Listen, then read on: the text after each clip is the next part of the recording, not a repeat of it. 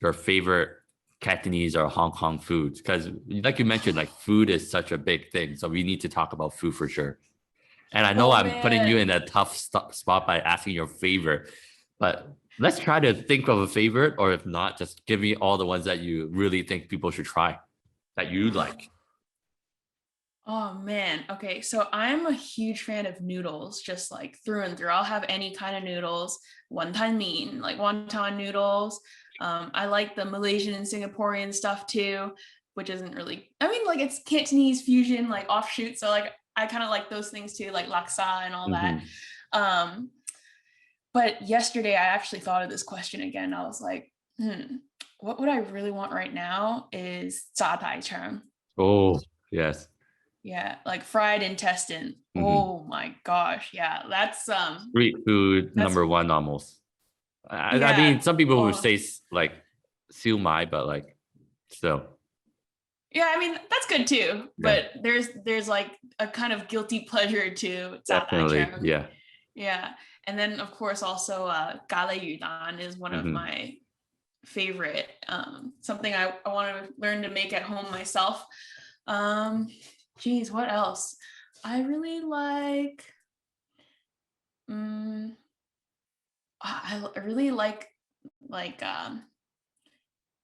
a really good guloyo. Oh, so Yeah, and it's funny because like what would I that be have a in really English again? Like to translate sweet and it? sour pork, I Oh yeah, think. right. It's sweet and sour pork.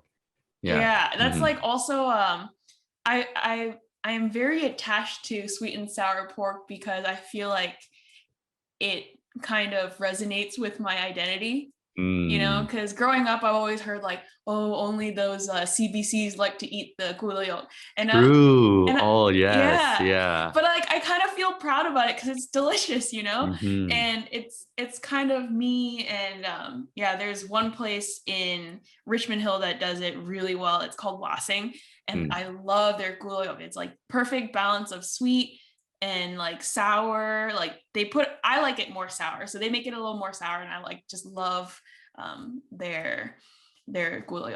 I just find it so comforting as well, like over a bowl of white rice.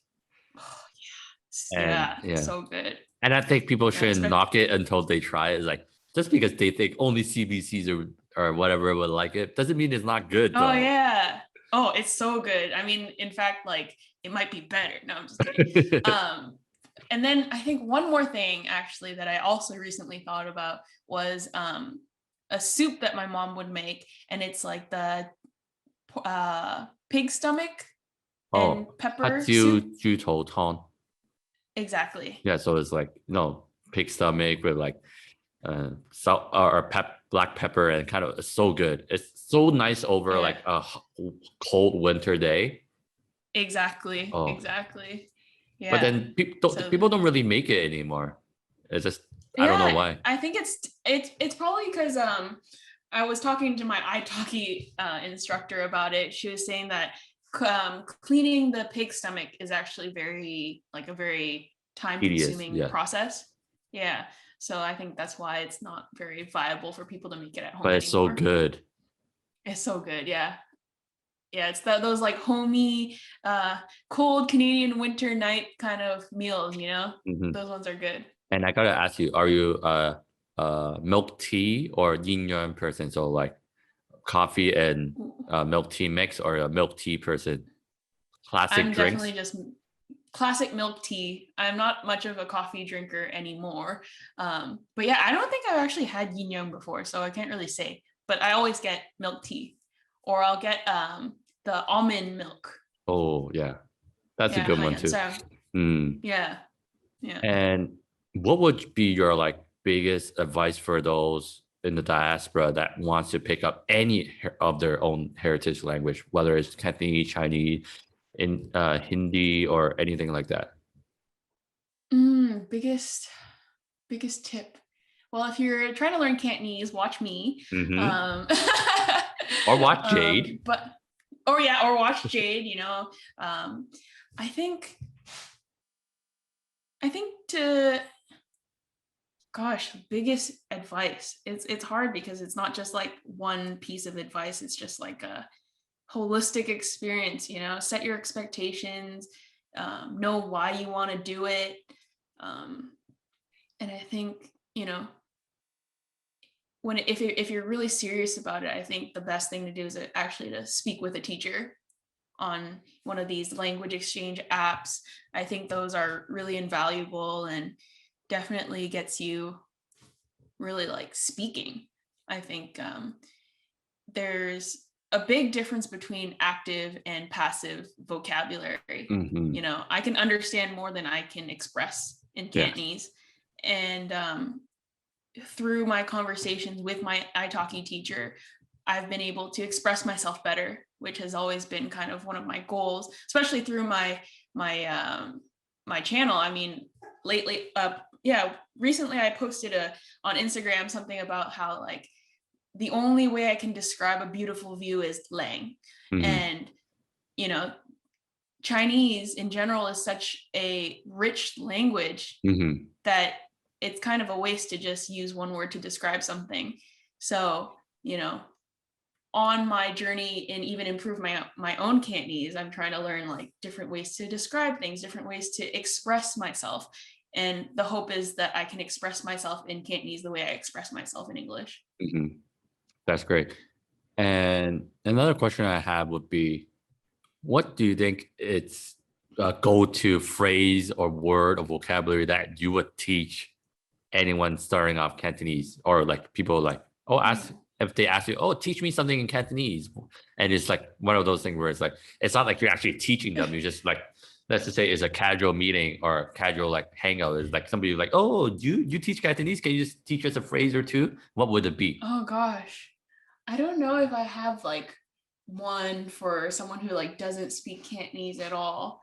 Generally it'd be related to, our context. Like if Hmm. we're at the beach, I'll be like, this is a satan. Yeah. Um, but yeah, no, it's hard to say what I would teach them. I would probably teach them something it would definitely depend on who I'm talking to. Mm. I actually talked to Jared about this, and he came at it in a very like academic angle, and he Oh. was like, Hmm. well, it depends on who you're talking to. Like if you're talking to someone who's like a CBC or an ABC who wants to sound more native, you might say like stuff like words such as basically, or oh yeah, I agree, oh you're right, stuff like Hmm. that makes you sound more natural. So that would be like, basically it'd be like 基本上, Mm. or if you're trying to agree with someone in a conversation, like, oh yeah, you're right, exactly, it'd be like Hmm. mo cha. Hmm. I find like a lot of times when I speak to, before, especially like when I would speak to native speakers, I would like freeze up and like don't know how to say things, and then they think that I Hmm. don't know how to speak, and Yeah. like stuff like that. Yeah. I thought of one. I think you should, or people should, or if they anyone want to teach people Cantonese and they know Cantonese, maybe mo man Thai. Yeah, of course, moment right here. Yeah. Can you just talk Yeah, about that has why I like brought that up? yeah, well, so on my merch store, I have like a little line of Momantai merch, and basically, it kind of expresses my laid back feelings towards just like my identity, and just like no problem, no worries. We'll just kind of go with the flow, have like a chill feeling while you're learning Cantonese.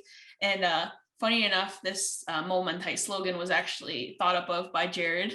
Oh wow. Mm. Yeah, because I think growing up in California, he kind of has that, like chill and, for a lack of a better term, like surfer Yeah, kind of laid back. Yeah. chill, laid back vibe. So I think that's really rubbed off on me, and I think it's a pretty good slogan to live by. There's a lot of things that we get too wrapped up in or on, and like, Mm. in the end of the day, momentai. Yeah. And this will be my last question before we're gonna have you plug all that you need to plug, tell people where to find you. But like, Yeah. you brought up how Jared is from California and stuff. I must ask, Canada or America? That is such a tough question. Yeah, I mean, I obviously can't just pick one, because Canada Mhm. is home and family, and well, America is my new family. Yeah. And but I mean, yeah, it's food hands down. I mean, like Toronto Yes. compared to where I'm living right now. But I mean, even San Jose and San Francisco, great food, but that's not home for me. But where I'm living right now in Monterey, California is just probably one of the most beautiful places I've ever lived. It's year round, I guess like 20 degrees, Wow. and we can eat outside year round, walk around year round, sit outside. You're right by the ocean, very beautiful small town vibe. And, I really, really do value that part of where we're living right now, which is very different from where I grew up because it's just like, flat land and just buildings and that kind of thing. But yeah, so I can't answer that, I guess on a lighter note, are you still a Leafs fan? Of course. I followed them, briefly when they were playing against Montreal. Oh my gosh. Yeah. Poor thing. Yeah, no, definitely still a Leafs fan, even though I don't watch as much as I used to. But yeah, still a Leafs fan. I guess for Jared growing up in California, hockey isn't really the sport. So he wouldn't be like, you have to support my team now that you're married to me and you're living in California, right? Yeah, no, he's not actually a big sports fan. Well, at least like the traditional sports in America. So, which is surprising because actually California hockey was pretty big a few years ago. Anaheim and all that stuff. Yeah, the Kings and gosh, I can't even remember. They have like 3 teams. Yeah. And we're struggling to get another team in Toronto. Or they wanted to. Yeah. They wanted one in Markham. I think Markham needs a team. Yeah.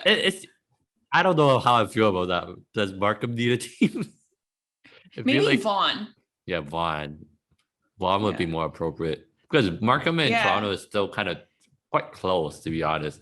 Yeah, they're only like 30 to 45 minutes apart, I think. Yeah.